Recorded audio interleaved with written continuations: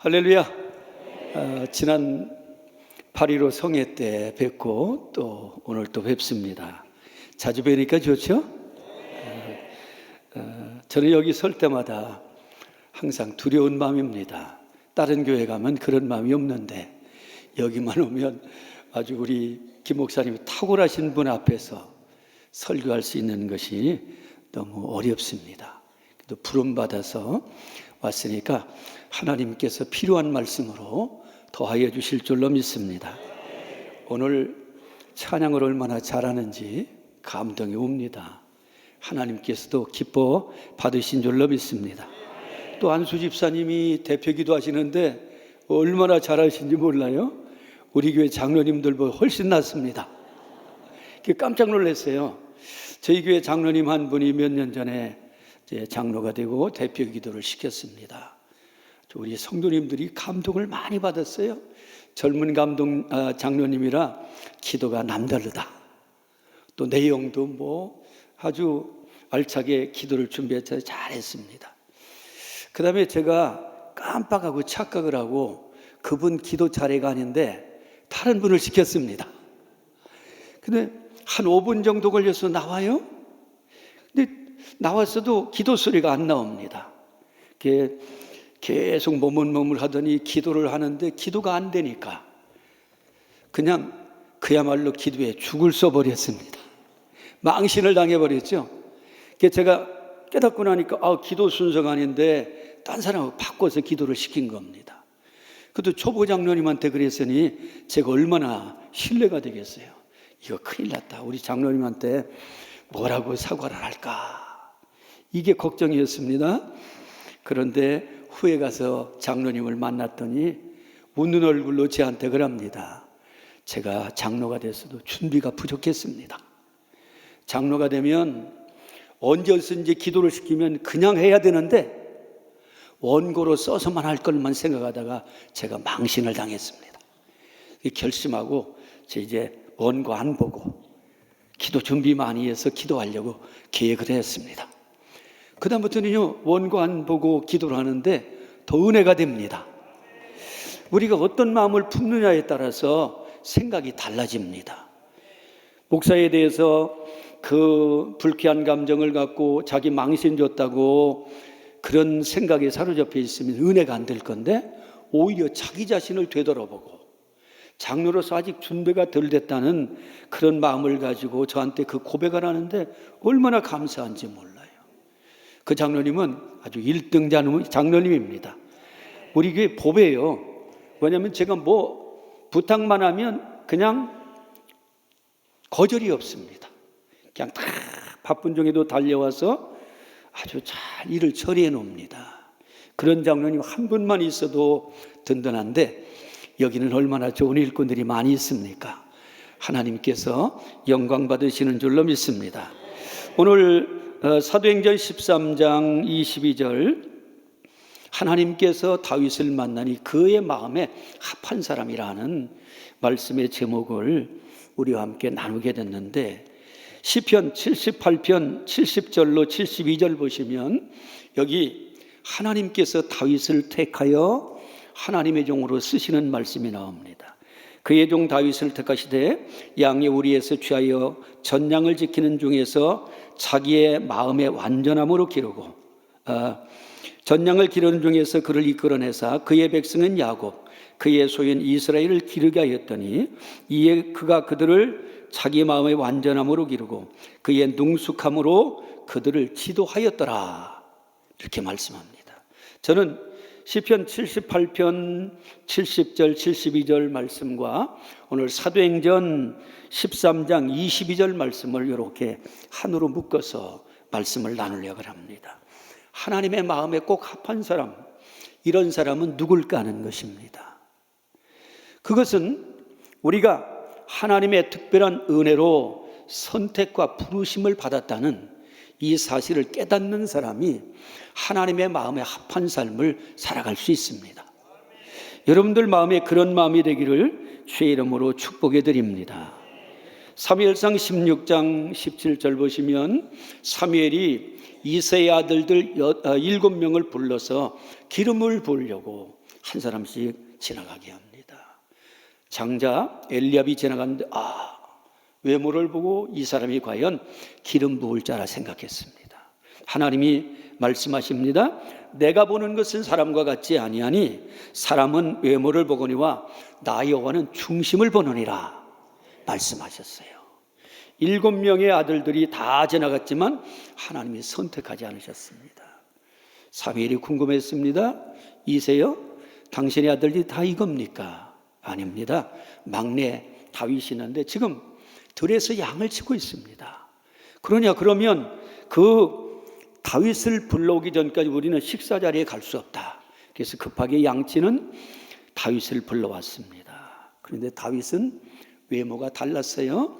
어린 양치기 소년이지만 얼굴이 햇빛에 그을러서 불그스름했습니다. 눈이 빼어났습니다.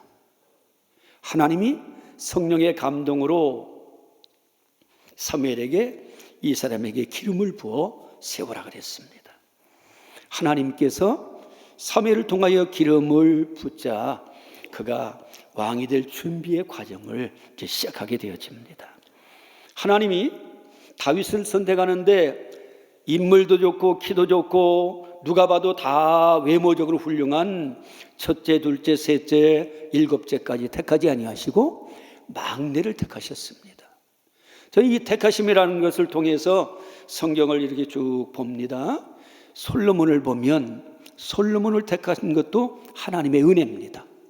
왜냐하면 솔로몬은 밧세바를 통해서 난 아들이 4명이었습니다. 여러분들이 성경을 그냥 읽으실 때는 그걸 잘 모르십니다. 근데 깊게 읽고 또 역대상을 읽다 보면 족보가 쭉 기록됩니다. 밧세바가 아들 넷을 낳는데 그 넷 중에 막내가 솔로몬입니다. 하나님께서 이 솔로몬을 택하셔서 왕으로 세우시고 그를 통하여 하나님의 역사를 이루게 하시지 않습니까? 택하심은 우리의 행위를 따라 되는 게 아닌 것입니다. 하나님께서는 우리를 택하신 것이 우리의 행위를 따라서 되는 것이 아니라 은혜로 된다는 것입니다. 하나님의 뜻대로 된다는 것을 우리에게 말씀하고 계시는 것입니다. 그래서 성경은 말씀하고 있습니다. 행위를 따라 되는 것, 우리가 선한 일, 또 착한 마음, 또 훌륭한 어떤 목적을 가지고 있어서 우리를 택한 것이 아니라 하나님이 은혜로 우리를 택하시더라는 것입니다. 근데 택함도 로마서 9장을 보시면 토기장이의 비유를 통해 말씀하십니다. 토기장이가 진흙을 가지고 어떤 것은 귀있을 존귀한 그릇으로, 어떠한 것은 천한 일반적인 그릇으로 빚는다는 거죠.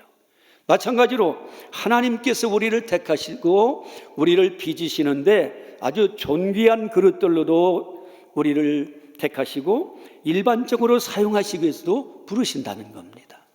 하나님의 부르심에는 우리가 말씀을 보시면 후회함이 없다 이렇게 말씀하는데 이 후회함이 없다는 로마서의 말씀이 원래 원문으로 읽으면 거역할 수 없다는 겁니다. 하나님의 부르심은 하나님 앞에서 인간이 거역할 수 없다는 거죠. 그래서 사도 바울은 로마서 9장에 말씀합니다. 하나님이 어떤 사람은 진노의 그릇, 예를 들면 바로 같은 사람입니다. 바로는 진노의 그릇으로 사용되어 결국 하나님의 심판을 받습니다. 근데 우리는 진노의 그릇이 아니라 긍휼의 그릇이라는 겁니다. 하나님의 긍휼의 그릇으로 우리를 사용하셔서 그 뜻을 이루고자 원하고 계신다는 것입니다. 그래서 로마서 8장 30절 말씀을 보시면 하나님이 미리 정하신 그들을 부르시고 또한 부르신 그들을 의롭다 하시고 의롭다 하신 그들을 영화롭게 하셨다 이렇게 말씀하는 겁니다. 하나님은 미리 우리를 정하셨어요. 그런데 그 미리 정하신 하나님의 택하심이 언젠가 에베소서 1장 4절을 보시면 창세전에 그리스도 안에서 우리를 예정하셨다 이렇게 말씀해요. 우리가 어느 날 갑자기 하나님의 부름받은 게 아니라는 겁니다. 하나님께서 창세전에 예수 그리스도 안에서 미리 우리를 정하시고 부르시게 됐다는 거죠. 이 사실이 여러분들 마음속에 믿어지시기를 원합니다. 이 놀라운 하나님의 선택, 하나님의 부르심을 깨달을 때에 나를 선택하신 분을 바로 알게 됩니다. 나를 선택하신 하나님의 뜻을 깨닫게 되는 거죠. 이래야 우리가 하나님이 나를 부르시고 나를 왜 부르셨는가 이 사실을 알 때에 주님의 마음에 합한 마음을 가지고 충성할 수 있지 않겠습니까? 여러분들 마음속에 하나님의 선택하심을 깊이 깨닫게 되시고 감사하는 여러분들 되시기를 주의 이름으로 축원드립니다. 할렐루야. 이 사실이 너무너무 귀중한 겁니다. 저는 이목교회에서 벌써 43년이 지났습니다. 올 들어서 이제 1월 1일부터 44년 차에 들어가요. 제가 이야기하면 다른 분들은 다 놀라는데 여러분들 목사님 50년이 넘으셨으니까 저하고 비교가 잘 안 됩니다. 그래도요, 제가 밖에 나가면 원로 취급을 받습니다. 왜? 오래 목회를 해서. 나이는 많지 않은데 그렇습니다. 근데 저는 제가 하나님 앞에 감동받고 또 사명감에 불타서 신학을 하거나 아니면 목회를 하지 않았어요. 저희 할머니 하나님 사람께서 어느 날 기도하시더니 고등학교 2학년 때에 저를 부르셔서 말씀합니다. 하나님이 너를 주의 종으로 삼으신다. 그 말씀하셔서 저는 예, 알겠습니다 그랬습니다. 왜냐하면 당시에 순종은 은혜고 불순종은 화를 당하는 걸로만 늘 보고 들어가지고 거역할 수가 없었어요. 그래서 예, 알겠습니다. 그때부터 신학교 갈 준비로 기도하고 성경 읽고 그렇게 시작을 했습니다. 근데 놀랍게요, 하나님께서 그때에 제가 고등학교 때는 서청주교회라고 기독교 장로의 장로교회를 다녔습니다. 이유는 여기 가까이 있었으면 중앙순복음교회를 나왔겠죠? 그런데 제가 하숙을 이모님 집에서 했는데 이모부께서 그 교회의 기동장로님이었어요. 그래서 하숙하는 3년 동안 거기를 다녔습니다. 하나님 사람이 사명을 이렇게 받아가지고 제 말씀해 주셨는데 부흥회 때에 부흥 강사님이 오셨는데 그 강사님이 성경을 백독을 한 분입니다. 이런 분이 와가지고 성경 말씀을 외치는데 막 가슴에 불이 옵니다. 불이 오고 기도해야 된다는 그 강조를 많이 하는데 어린 제 마음에도 나도 저분 따라서 40살까지 100번을 읽어야지. 그런 마음에 감동과 결심이 왔어요. 그리고 기도해야 될 마음의 결심이 왔어요. 그리고 하는데 사명이 제게 주어졌습니다. 그렇지만 제가 완전히 그 사명이 나의 것이라고 해서 내 마음에 불타지 않았어요. 그냥 할머니가 하라니까 순종하는 마음으로 하기는 했습니다. 그러다 보니까 신학교 졸업할 때까지 채플 시간에 기도하라 그러면 남한테 미루고 도망갔습니다. 사회 보라 그러면 남한테 미루고 도망갔습니다. 한 번도 대중 앞에 서지 않았습니다. 그리고 졸업하고 나서 이목교회 첫 예배를 드리려고 강단문을 여는데 손이 발발 떨려가지고 문을 열었다 닫았다 열었다 닫았다가 용기를 내서 강단으로 올라갔습니다. 그리고 첫 설교를 마치고 목회를 쭉 했습니다. 20년이 지나도록 제가 제 마음속에 나는 뜨거운 열심과 사명감을 가지고 일하는 게 아니었습니다.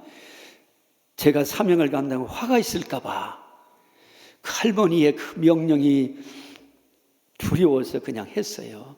빨리 세월이 지나가서 은퇴하고 싶은 그런 마음이 있었습니다. 그런데 그때 당시에 제가 이 청주신학교에 교무처장을 맡고 있었습니다. 우리 목사님이 저에게 일을 다 맡겨놓으시고 1년 동안 아무런 상관도 안 하셔요. 왜? 저를 믿으시니까. 그래서 어떻게든지 목사님 누를 끼쳐드리지 않으려고 노력을 하고 정직하게 하려고 애를 많이 썼습니다. 그런데 2003년도에 제가 마음에 감동이 와서 40일 금식을 했어요. 40일 장기 금식을 하는데 우리 목사님이 오셔가지고 뭐 때문에 하는 거야? 능력 받으려고? 아니 성전 건축도 다 하고 또 교회도 평안한데 뭐 때문에 하는 거냐입니다. 저는 그냥 순종하는 마음 가지고 했습니다. 40일 금식을 마치고 방학을 마치고 가을 학기에 들어왔는데 제가 학생들을 불러서 한 사람 한 사람 상담을 시작했습니다. 근데 놀랍게도요, 제가 뭐라고 안 했는데 40일 금식했다고 저를 어려워하는지 자기들이 뭐 다 고백을 해버리는 거예요. 묻도 않은 것까지 다 고백을 합니다. 그러냐 했습니다. 근데 어떤 학생이 들어와가지고 학교가 둘로 나눠졌답니다. 그게 뭔 일이냐 얘기를 쭉 합니다.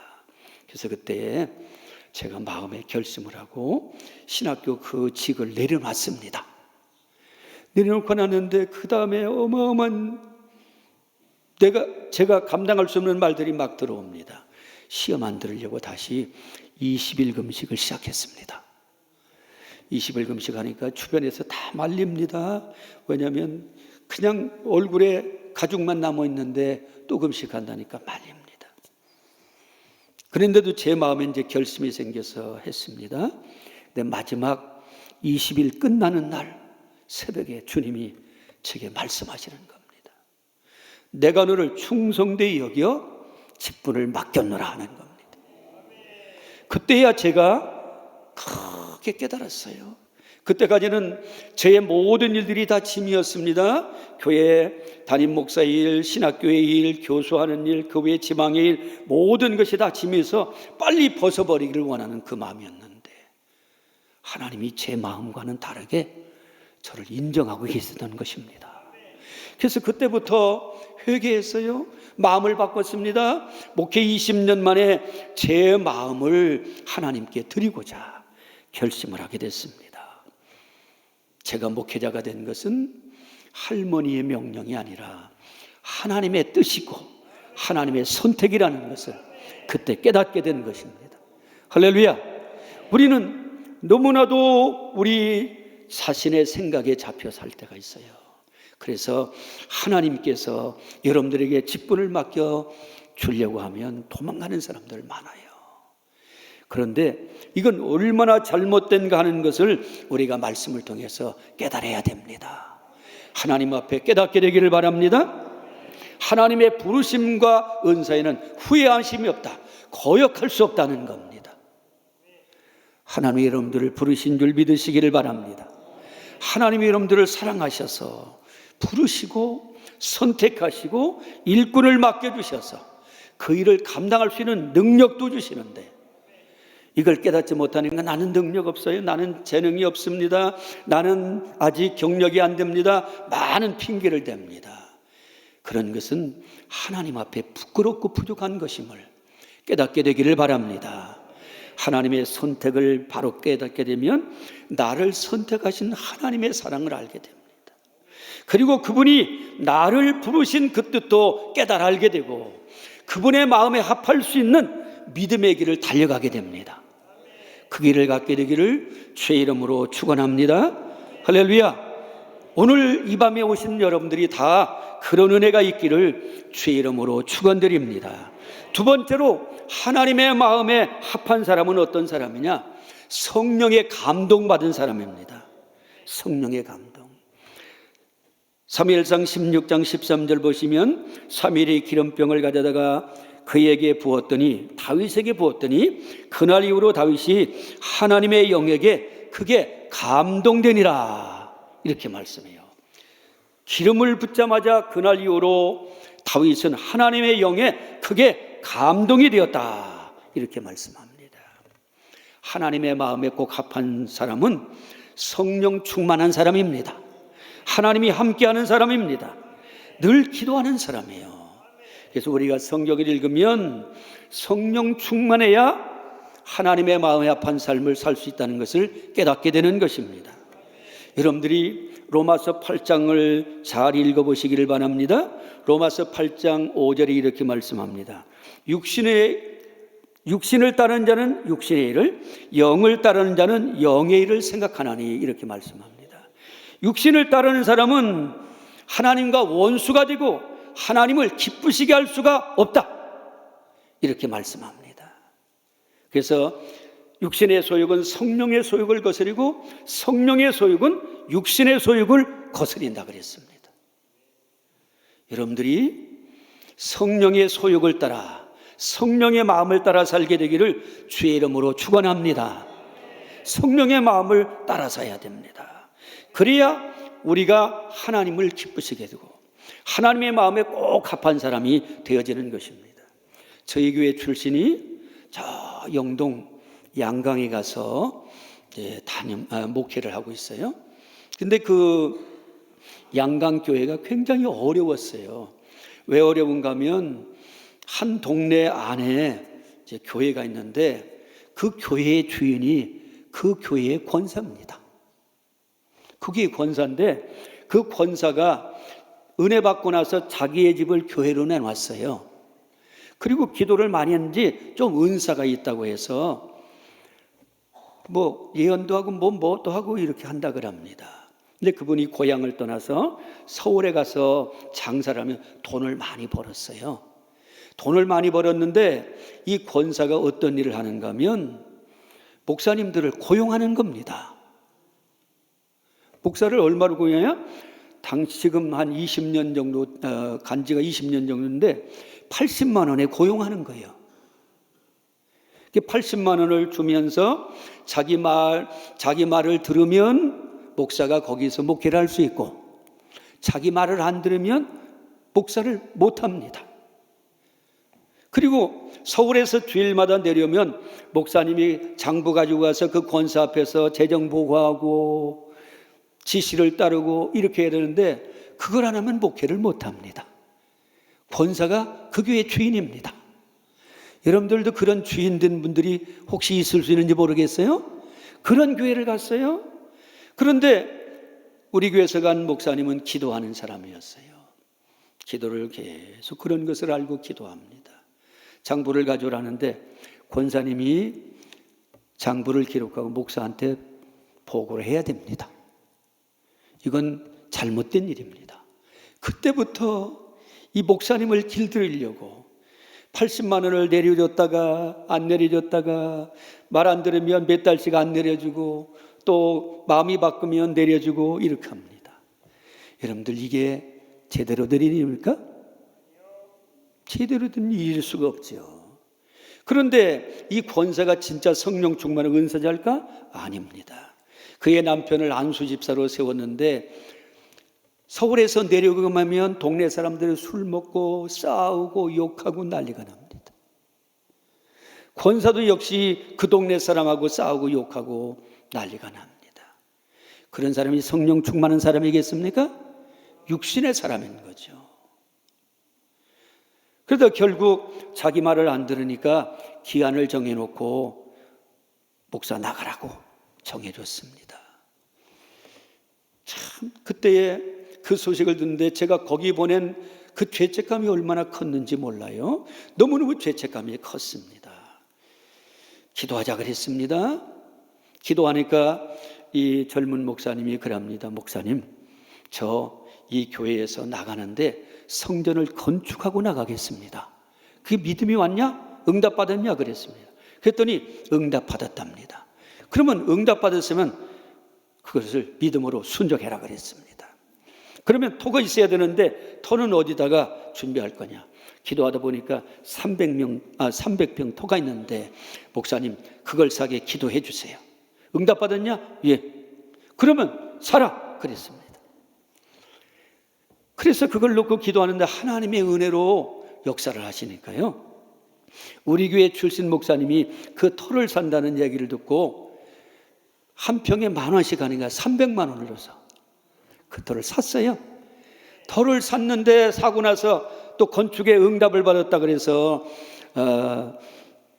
건축을 하려고 설계사를 구하고 막 이렇게 하기를 시작했습니다. 그런데 그 대지 헌금을 한 그 목사님이 자기 교회 건축 설계란 설계사에게 그 지번을 알려줬더니 절대 반대를 합니다. 왜냐하면 그 땅이 어떻게 생기냐면 처음에 들어가는데 이렇게 좀 넓어요. 넓은데 이게 가면서 이렇게 구부러져 가지고 한 3m 간격으로 해서 한 100m는 뻗어 있습니다. 그러니까 거기에 20평짜리 교회를 져도 이렇게 해서 틀어서 치면 겨우 안 칠 수 있는데 이걸 반듯하게 지려면 10평 정도밖에 못 칩니다. 교회가 들어갈 토간이라는 거예요. 그래서 저한테 얘기를 합니다. 목사님, 그 영동 목사님 말려주세요.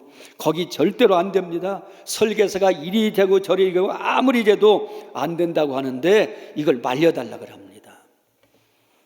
그런데 제가 그랬습니다. 아니다.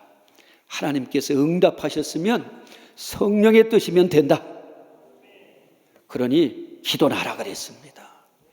그래서 그 터를 사가지고 또 이제 성전을 건축을 넣고 기도를 하는데 하나님이 어떻게 역사하시는 줄 아십니까? 그 길 갈치 같은 긴 터를 구했는데 평소에 거기 가서 기도하다가 바로 터 옆에 복숭아 과수원이 있는데 그 과수원 주인이 다른 교회 다니는 집사님이었습니다. 그 집사님이 평소에 만나면 뭔 얘기하면 목사님 여기에 터 사가지고 교회를 지면 제 터를 이만큼 잘라가지고 교회를 주겠습니다. 그러니 요 터만 사면 위에 자리는 나한테 주시고 요거 딱 잘라주면 교회 자리가 잘 될 겁니다. 아, 이래가지고요 교회를 지려고 하는데 땅이 딱 박히게 돼버렸어요. 할렐루야. 육신의 사람들은 사람의 생각만 가지고 하나님이 믿음으로 응답하셔서 성령의 감으로 있는 것을 이해할 수가 없었어요. 그러니 어떻게 성령의 일을 사람들이 이해할 수 있겠습니까? 이해하기가 참 어려운 거죠. 제가 기도를 하면서 하나님이 응답하시면 불가능이 가능하는 것을 늘 깨닫게 되고 고백하게 되니까 저는 그 목사님이 응답받았다 그래서 그냥 믿고 순종하라 그랬습니다. 근데 결과는 딱 들어가면 네모가 반듯한 터에 교회가 딱 서가지고 너무너무 아름답습니다. 그 교회가 서니까 그 골짜기가 살았어요. 그래서 그 교회를 따라서 집들이 막 들어오기 시작하는데 새로운 동네가 생기는 겁니다. 할렐루야. 하나님의 역사를 우리가 눈으로 볼 수 없지만 믿음으로 보는 겁니다. 그래야 우리가 하나님 앞에서 큰 믿음을 가지고 나아가게 되는 거죠. 이 믿음이 여러분들의 믿음이 되기를 주의 이름으로 축원합니다. 할렐루야. 그 믿음을 가져야 돼요. 저는 이 교회를 대단하게 생각합니다. 왜냐하면 성전 건축을 계획하고 이 건축에는 마귀의 역사가 많으니까 우리가 기도해야 된다. 이런 담임 목사님의 성령의 감동에 따라서 천일 기도에 한 번, 두 번, 세 번, 네 번 이어서 하는 걸 보고요 너무너무 놀랐습니다. 왜냐하면 저는 젊어서 80이 기도를 하는데 이것도 너무 힘들어가지고 감당할 수 없었는데 천일 기도 1차, 2차, 3차, 4차 넘어가는데요 이건 사람이 하는 게 아닙니다. 하나님이 하시는 거예요. 성령의 감동으로 일을 순종하며 하니까 이 일이 되는 겁니다.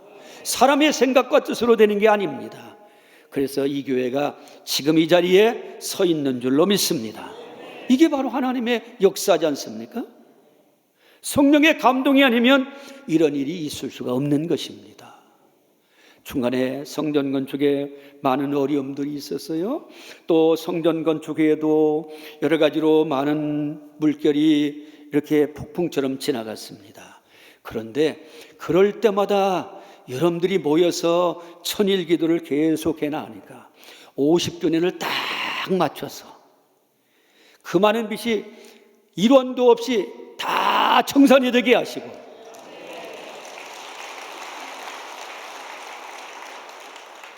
하나님께서 세계 선교의 문을 열어주지 않습니까? 50주년이 되어가지고 세계 선교를 감당하게 되시는데 50년 선교한 것보다 더 많은 열매가 맺도록 하나님이 역사하신 줄로 믿습니다. 할렐루야. 이게 하나님의 역사입니다. 성령에 감동된 사람, 그 감동을 따라 믿음으로 순종하면 하나님이 책임져 주시는 거예요. 그래서 우리가 요셉의 이야기를 보면 바로가 요셉을 감옥에서 불러내어 수염도 깎고 옷을 갈아입히고 그 앞에 서서 바로의 꿈을 해석할 때에 바로가 이렇게 말하지 않습니까? 이와 같이 하나님의 영의 감동 사람을 어디서 만날 수 있느냐는 겁니다. 요셉은 성령에 감동된 사람이었어요. 이런 사람을 찾을 수 없다 그래서 바로 왕은 이 요셉을 총리로 앉히게 되지 않습니까? 하나님이 오늘 여러분들 마음을 다 감동시켜 주시기를 주의 이름으로 축원드립니다. 저는 성경 읽으면서 다윗의 성령의 사람인 증거들을 많이 봅니다. 그런데 맨 마지막 다윗의 마지막 역사가 역대상 28장에 기록됩니다. 역대상 28장을 보시면 거기에 저는 놀라운 것을 봅니다. 온 이스라엘 백성을 다 불러 모아놓고 성전 건축을 부탁하고 솔로몬을 부탁합니다.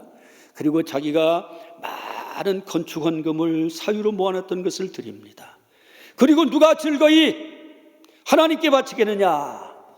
다윗의 말을 듣고 온 백성들이 감사함으로 헌금을 바칩니다. 그리고 나서 맨 마지막 역대상 28장에 이런 고백을 합니다. 내게 하나님께서 성령의 감동으로 설계도를 주셨다는 겁니다. 이거 얼마나 놀라운지 몰라요? 설계도를 주셨다는 거예요. 하나님의 성령이 어느 날 다윗의 손에 임하셔서 그 손으로 설계도를 그리게 하셨다는 거예요.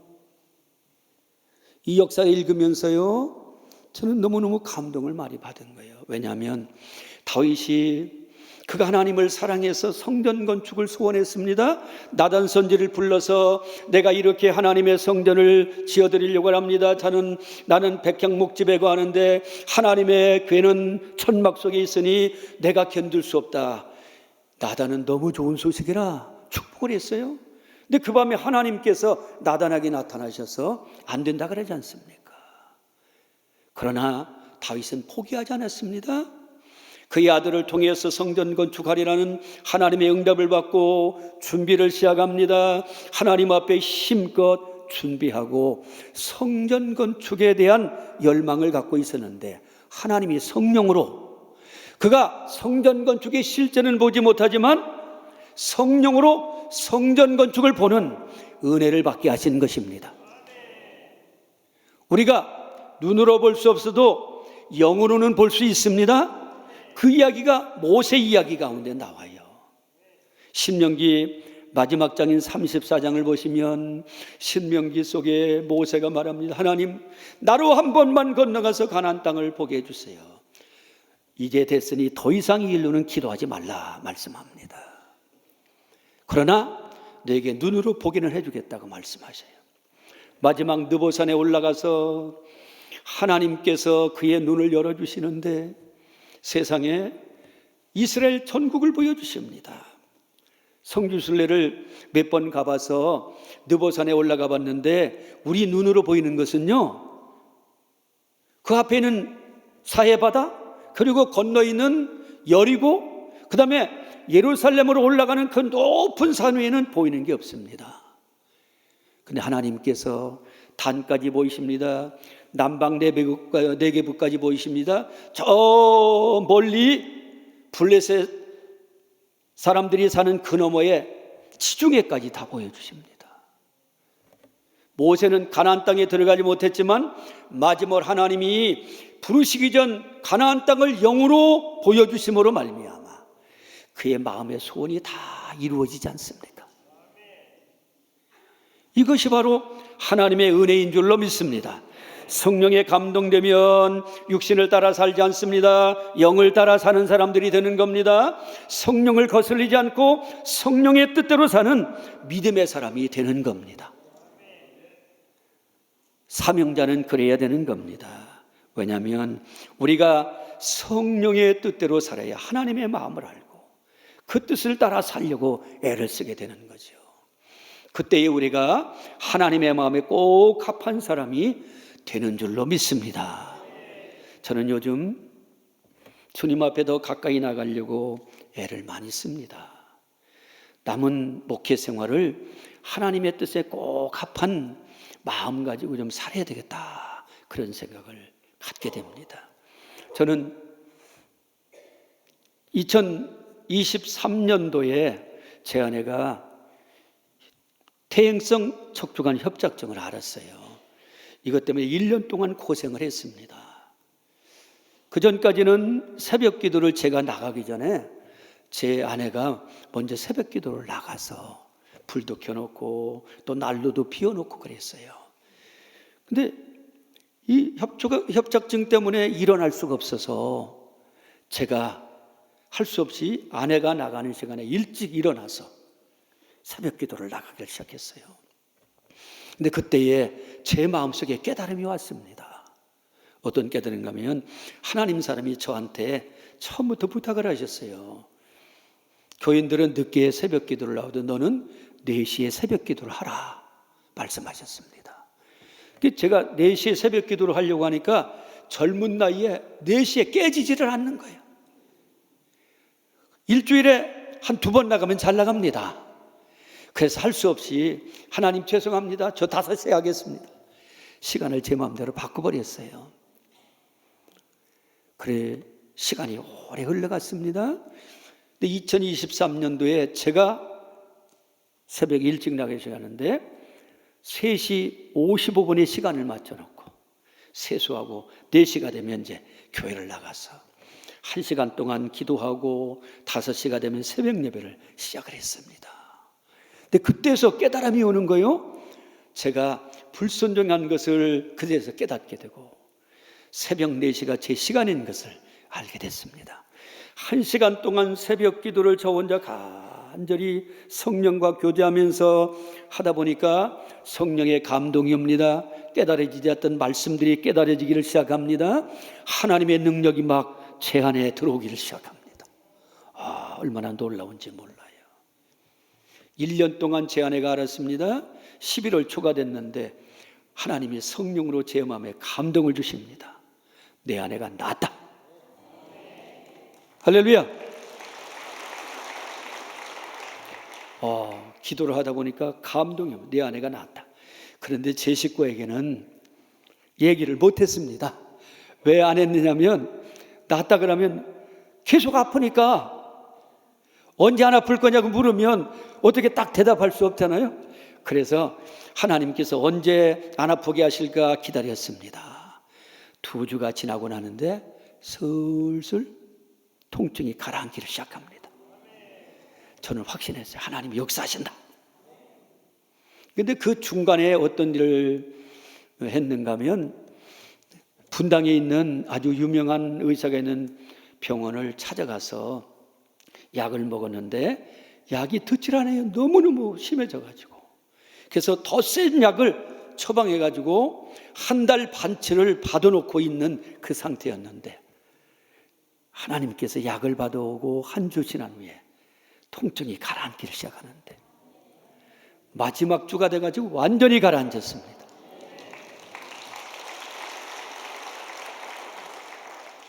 그 2023년도 11월 말에 약을 딱 끊어버리고 그 다음에 지금까지 약을 안 먹으니까 하나님이 치료하신 거잖아요.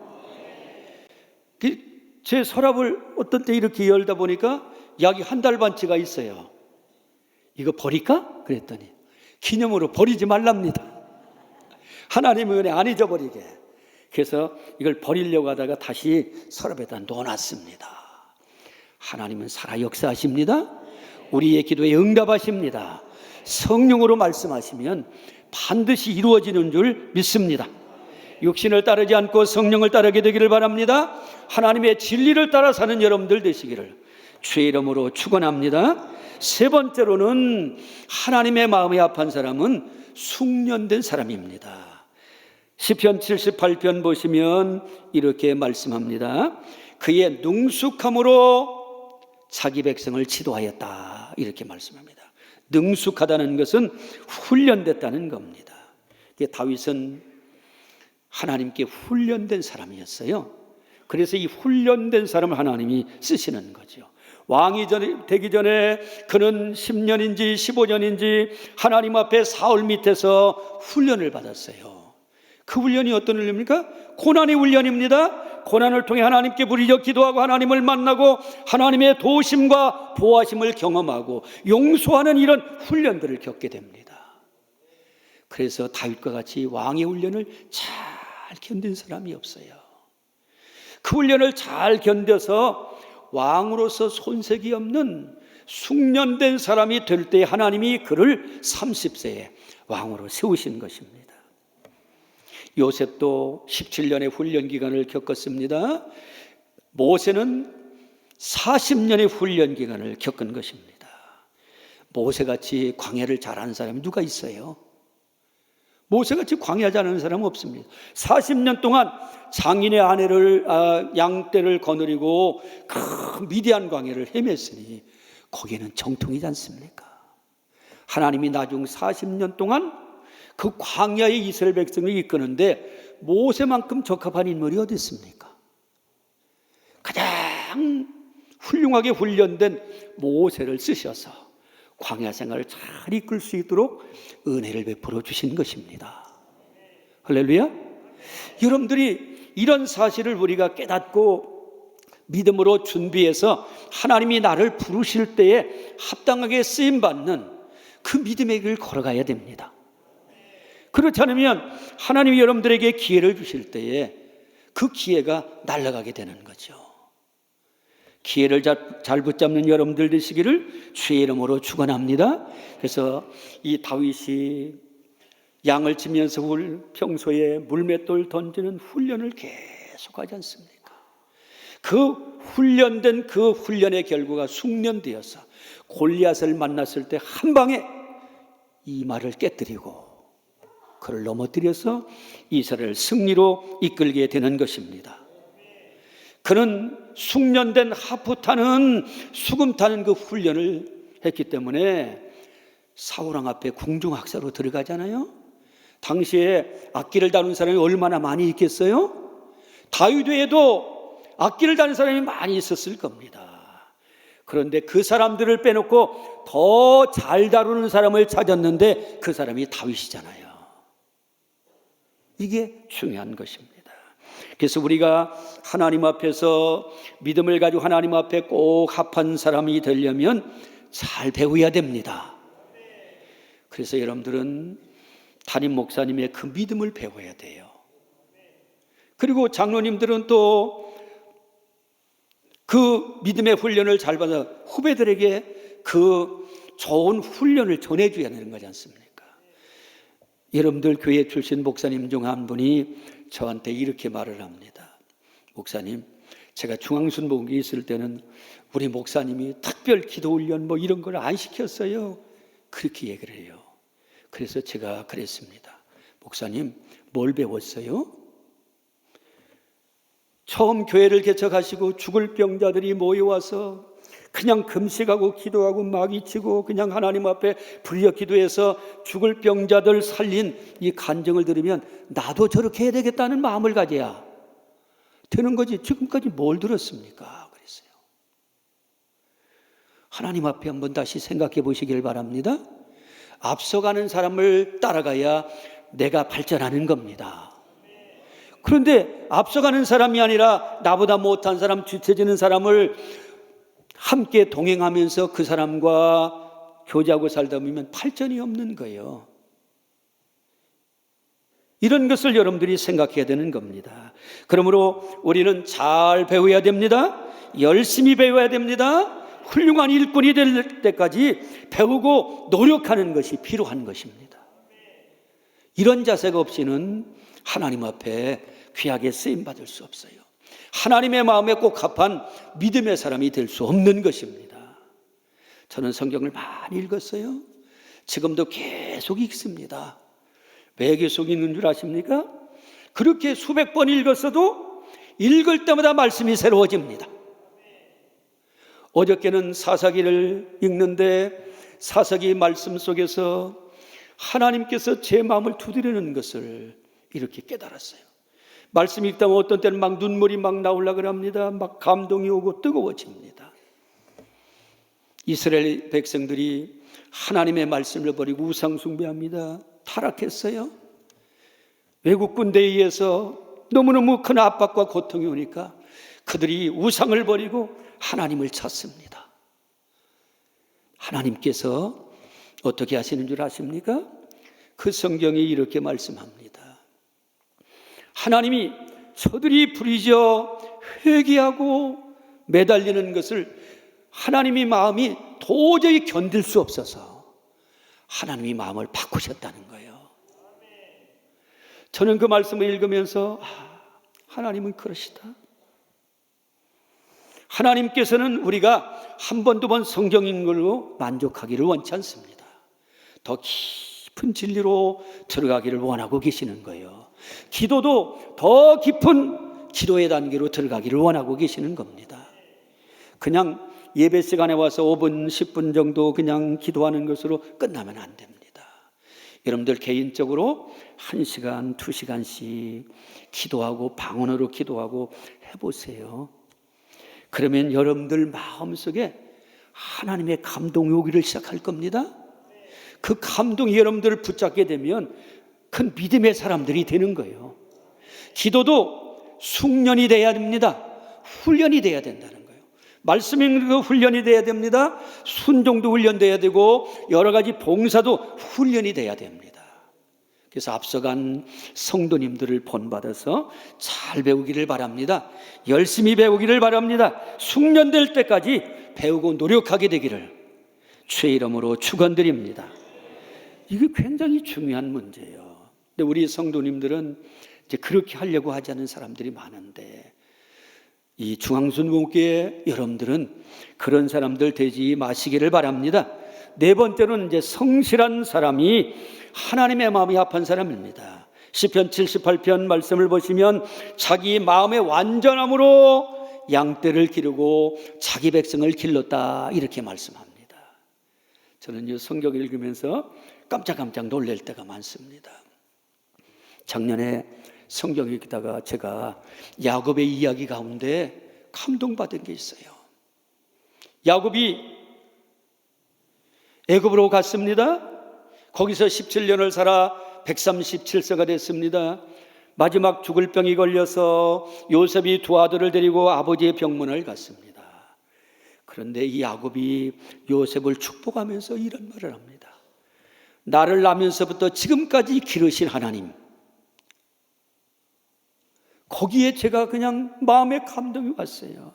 왜냐하면 기른다는 것은 부모가 어린아이들 기르는 것만 생각했어요. 그런데 그 말씀을 묵상하다 보니까 그게 아니었습니다. 하나님이 목자를 세우셔서 늙은 양이나 젊은 양이나 다 기르게 하시죠. 기르는 게 뭡니까? 돌봄이지 않습니까? 돌봄. 하나님이 나를 지금까지 돌봐주셨구나. 하나님이 나의 목자시구나. 이 사실을 뒤늦게 깨닫게 됐어요. 하나님은 오늘도 여러분들의 목자가 되십니다. 또 여러분들의 목자로 목사님을 세우셔서 여러분들을 힘써서 돌보기를 원하고 계시는데 그 돌봄에 감사하는 여러분들 되시기를 주의 이름으로 축원드리겠습니다. 자기 마음의 완전함으로, 이건 성실함으로 돌봤다는 거지 않습니까? 예수님께서 누가복음 16장 10절에 말씀합니다. 작은 것에 충성된 자는 큰 것에도 충성되고 작은 것에 불의한 자는 큰 것에도 불의하다 말씀하고 계시는 겁니다. 민수기 12장 17절 보시면 거기에 아론과 미리암이 모세를 비방해요.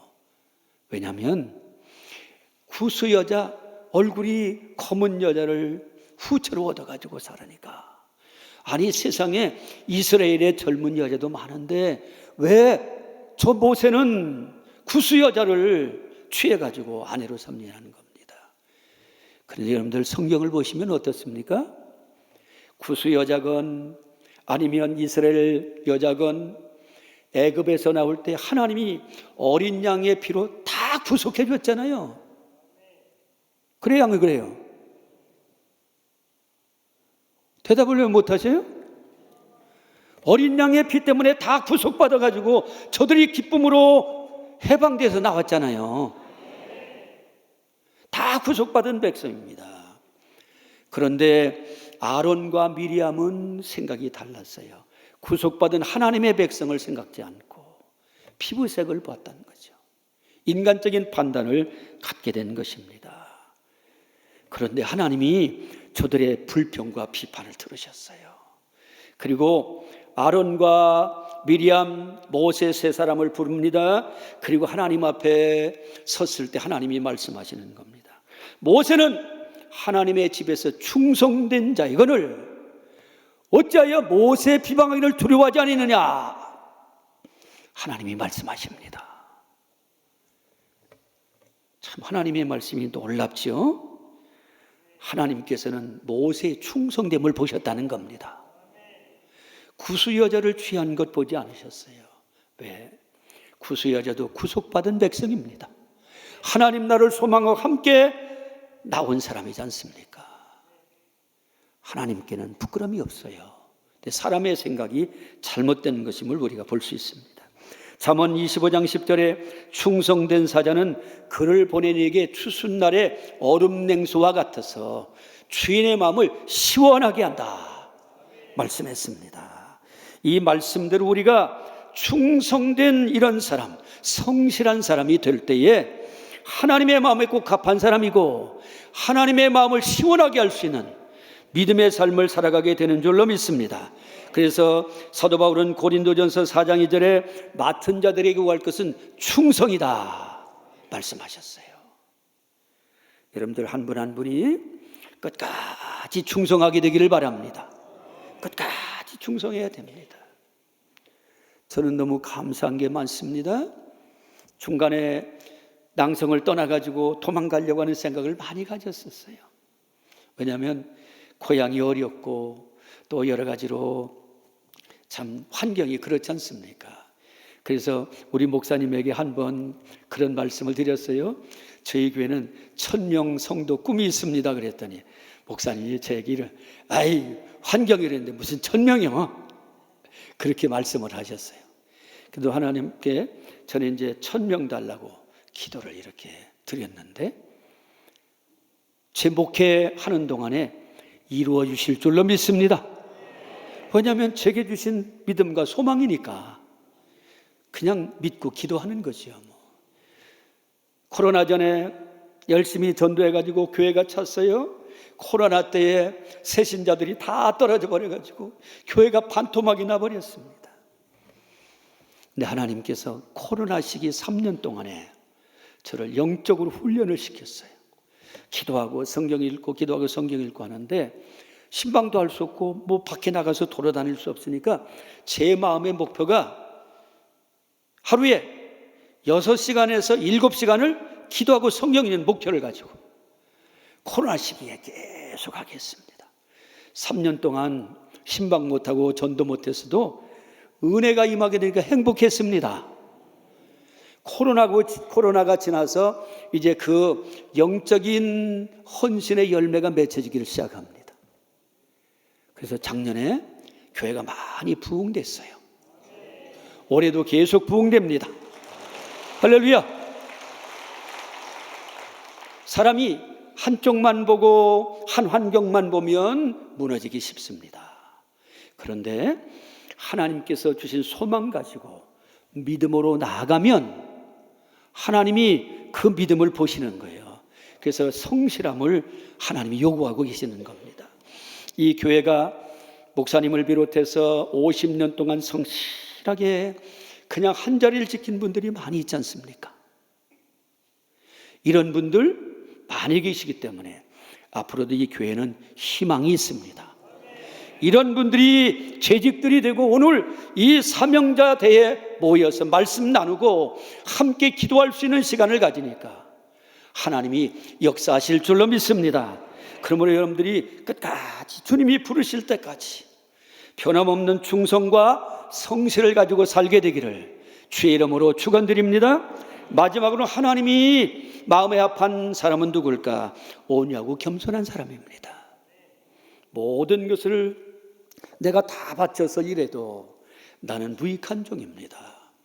해야 될 일을 한 것뿐입니다 하고 하나님 앞에 겸손하고 사람 앞에 겸손하게 되기를 주의 이름으로 축원합니다. 그렇게 돼야 하나님이 써주시는 거죠. 그래서 우리가 다윗의 이야기를 읽다 보면 하나님 앞에 너무너무 겸손합니다. 사람 앞에도 겸손합니다. 이 다윗의 마음이 하나님의 마음에 꼭 합했던 것입니다. 오늘 말씀을 마치겠습니다. 여러분들이 하나님의 선택하심을 확신하게 되기를 바랍니다. 그래야 선택하신 분의 은혜를 바로 깨닫고 그분의 뜻을 분별해서 그분의 마음에 합한 삶을 살려고 합니다. 성령에 감동돼야 육신을 따르지 않고 영을 따르고 하나님의 뜻을 이루는 믿음의 사람들, 하나님의 마음에 꼭 합한 사람들이 됩니다. 사명자들은 열심히 배우고 노력해서 숙련돼야 됩니다. 또 성실하게 일해야 됩니다. 겸손해야 됩니다. 그럼 하나님이 여러분들을 높여주실 것이고 하나님이 귀하게 사용하실 줄로 믿습니다.